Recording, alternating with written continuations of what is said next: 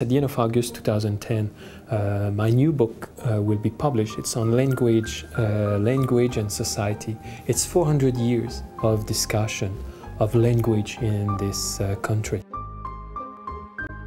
French and English have been the official languages since 1867, but it's really since 1969 that the federal government and the provinces to a certain degree have decided to invest resources to make sure that Canada, when Canada projects itself around the world, or when Canadians interact with civil servants, federal civil servants, provincial civil servants, they can get services in French and in English.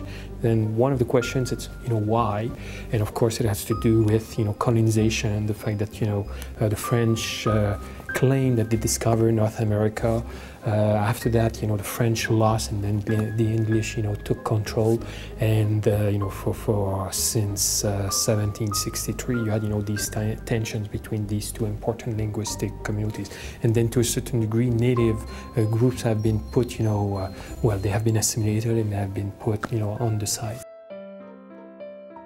I've always assumed that it was, prime ministers or it was politicians who woke up one morning and said, well, let's make, French an official language, or let's get rid of French as an official language. Ordinary citizens, people who either their rights were denied and they said, well, we have to put an end to that.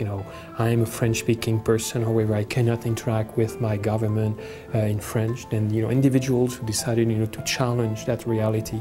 Same thing happened in Manitoba. Someone got, I think it was a parking ticket. Was mad because he got a parking ticket, but he was mad because it was in English only. Went to the Supreme Court, and in 1979, the Supreme Court of Canada said, you know what, you are right, sir.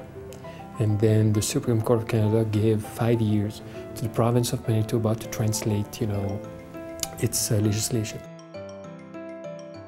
The RCMP decided to launch, an investigation on these individuals and on those groups.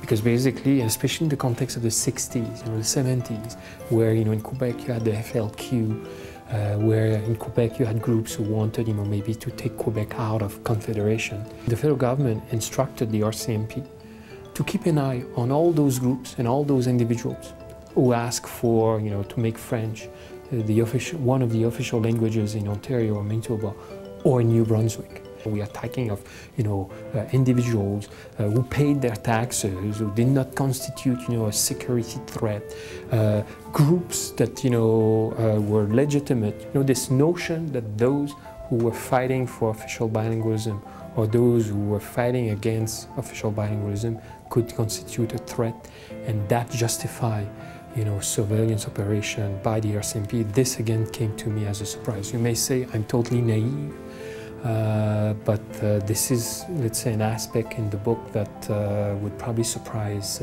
many.